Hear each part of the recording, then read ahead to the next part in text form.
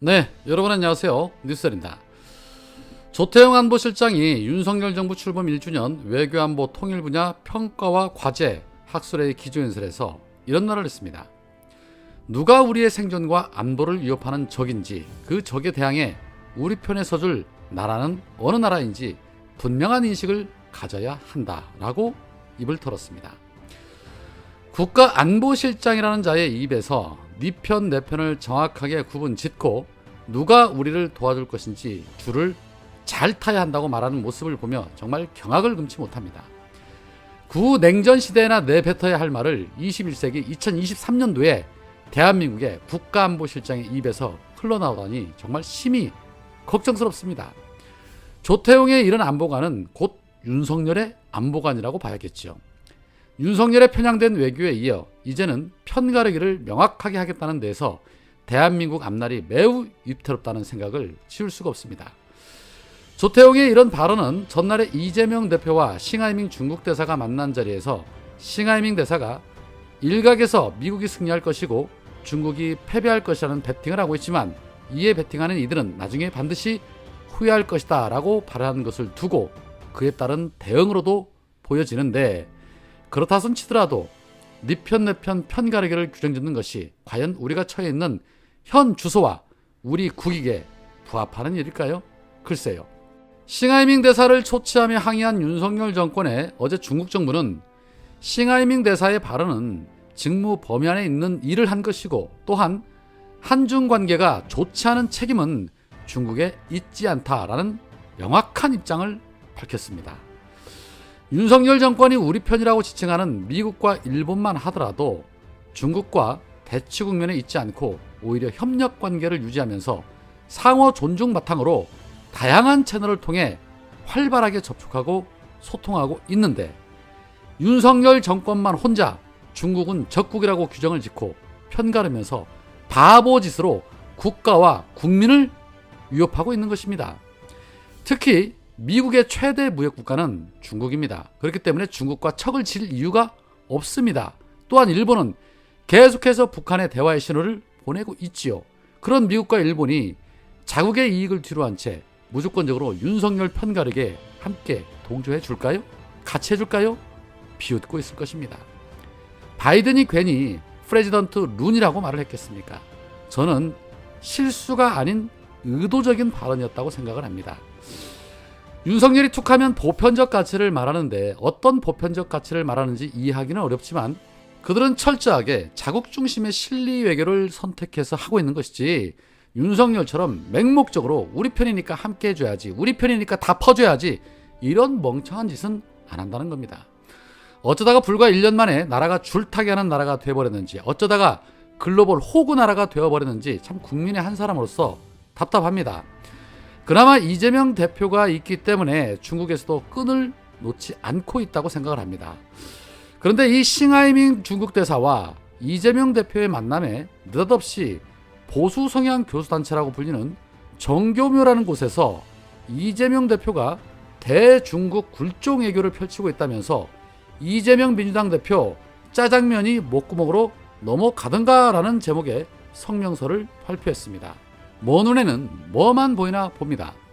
윤석열이 미국과 일본의 굴욕, 굴종, 노예의 외교를 펼치고 있는 모습은 자기네들 눈에는 애국으로 보이나 봅니다. 정말이지 웃기는 짬뽕들이죠.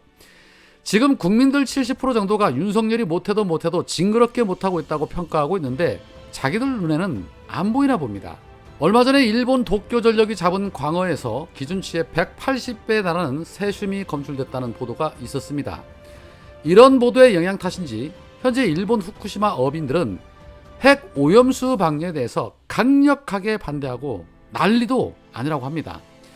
현지인인 일본인도 이렇듯 강하게 반대를 하고 있는데 남의 나라 대통령은 방류 홍보에 앞장서고 있고 일본의 힘이라 불리는 정치인들도 홍보에 앞장서고 하물며 일부 대한민국 어민들조차도 민주당이 괴담을 퍼뜨린다고 난리치고 있는 이런 모습들을 보면서 우리 국민들은 지금 어느 나라의 국민들과 섞여 살고 있는 것인가 하는 물음표가 생길 정도입니다. 네 편 내 편에 최적화된 이 윤석열 정부와 국임당, 앞서 김남국 의원의 코인 투자를 놓고 입에 거품을 물면서 난리를 친 바 있죠. 그런데 조사하면 조사할수록 나오는 건 국힘당이죠. 거기에 당대표 김기현의 아들이 암호화폐 투자사 임원으로 근무하고 있는 것으로 알려졌고 관련 회사들의 억대 주식도 보유하고 있는 것으로 알려졌습니다. 이에 이재명 대표는 이와 관련된 기사를 링크하며 한마디를 했습니다. 김기현, 이제 네가 답할 차례다 라고 직격탄을 날리셨는데 도대체 이들의 끝은 어디일까요? 이재명 대표가 이제 직접 거론을 했으니 반격의 서막이 시작되었다고 봐야겠지요. 어제 윤석열 퇴진 집회에는 최강욱 의원이 참석을 했습니다.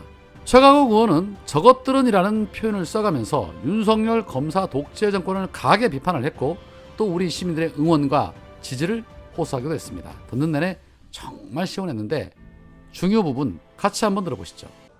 법치주의와 민주주의는 권력자가 시민들을 향해서 할 수 있는 말이 아닙니다. 그것은 시민들이 권력자를 향해서 너희가 법을 지켜야 한다. 이 나라의 주인은 바로 우리다. 라고 얘기할 때 필요한 단어입니다. 그렇지 않습니까? 그런데 저 독재의 무리들이, 저 군부 독재의 후예들이 우리의 민주주의와 법치주의를 앞장 세워서 시민사회를 훼손하고 또 법치가 무너지면 무법천지가 온다는 말도 되지 않은 논리로 국민들을 속이고 호도하고 있는 것입니다. 이거 그냥 둬서는 안 됩니다. 여러분 다 알고 계시지 않습니까? 아무 데서나 헛소리 내뱉고 욕설 던지고 외교적으로 문제가 되는 말을 남발하다가 수습이 안 되면 그 진실을 알리고자 하는 사람들을 인사조치하고 압수수색으로 겁박하고 국민들에게 뭐가 잘못된다고 오히려 눈을 부라립니다. 어디서 이런 자들이 대한민국을 이끌어간다고 감히 말할 수 있겠습니까? 우리가 어떤 나라고 어떤 국민인데 저것들이 저토록 뻔뻔하게 저렇게 설칠 수 있겠습니까? 여러분 용납하지 않으실 거죠?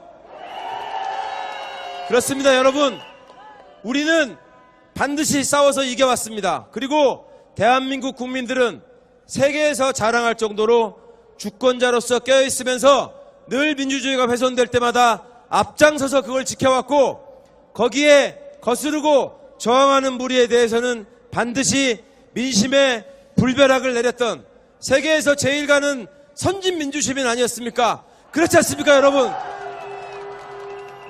감사합니다. 그래서 우리가 여기 모였습니다.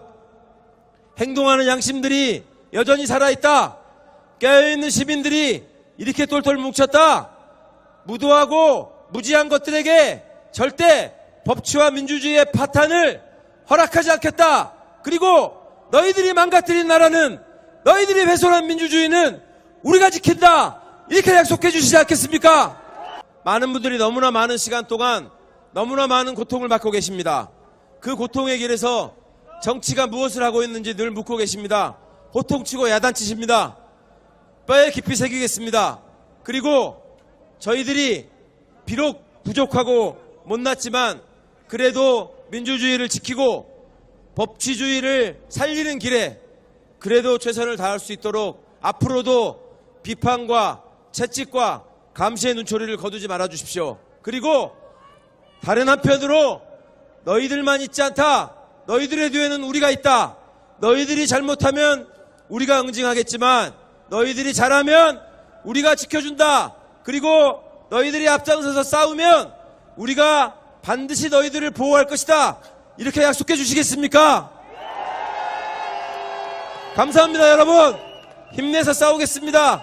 더 힘내서 더 열심히 저것들의 거짓과 저것들의 잘못을 여러분들께 낱낱이 말씀드리고 그리고 그 잘못과 그 범죄가 그냥 사그러지지 않고 국민의 준엄한 뜻 앞에 주권자인 시민의 뜻 앞에 반드시 역사의 엄정한 심판은 물론이고 살아있는 법의 엄중한 심판을 받을 때까지 저희가 최선을 다해서 저부터 앞장서서 절대 비겁하게 쓰러지지 않고 약하게 물러나지 않고 끈질기고 당당하게 싸우겠습니다. 감사합니다, 여러분.